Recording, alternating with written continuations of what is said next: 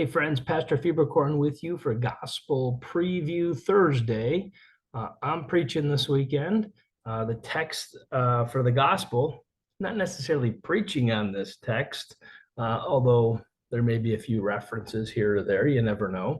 But it is what we'll hear read. It's very familiar words from Luke chapter 12, reminding us not to worry. And these words sound a lot like what Jesus says in Matthew in the Sermon on the Mount. In fact, very parallel readings. Luke puts them in a little bit different location in his gospel. Probably Jesus said these words more than once, and we need not fret. He probably said them in the Sermon on the Mount and then many other times as he traveled and taught the disciples. And I'm sure his lingo was quite similar, but he sticks to these two analogies in both Matthew and Luke.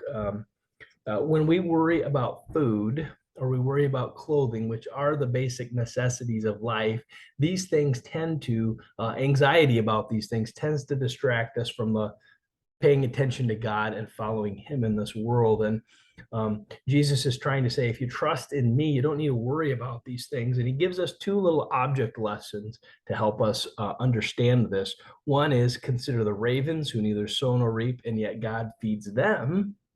And then comes this question, aren't you more valuable than they are?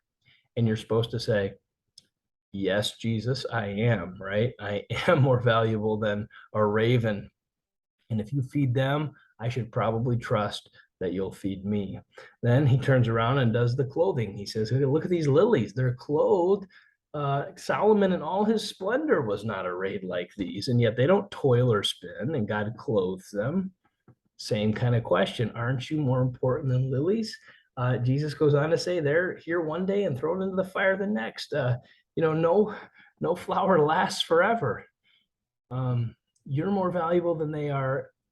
Why are you worrying? And so God is trying to use these object lessons to help us focus our attention on his kingdom and his righteousness. Seek those things first, and all these other things, food and clothing, they'll be added to us as well. God will see that our basic needs are supplied for when we're following him.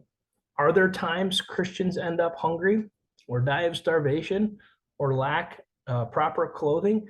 This does happen in a fallen and broken world. This isn't like a foolproof thing here where Jesus says no one will ever go without.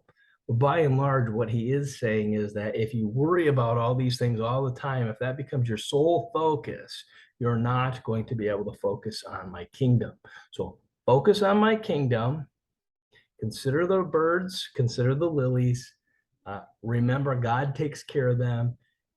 Trust that he'll take care of you, and that's going to give you the strength you need to focus on his kingdom and the priorities that needs to be in your life with your giving, your money, what you do with your time, what you do with your talents. Serving God needs to be in that equation more than what's my next meal and how do I look when I go out in public.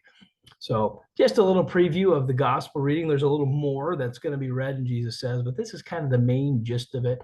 And since I'm not preaching on it necessarily, I wanted to maybe talk just a little bit more about this precisely so that the proper 14 doesn't come and go without you hearing these words from Jesus again. They're important.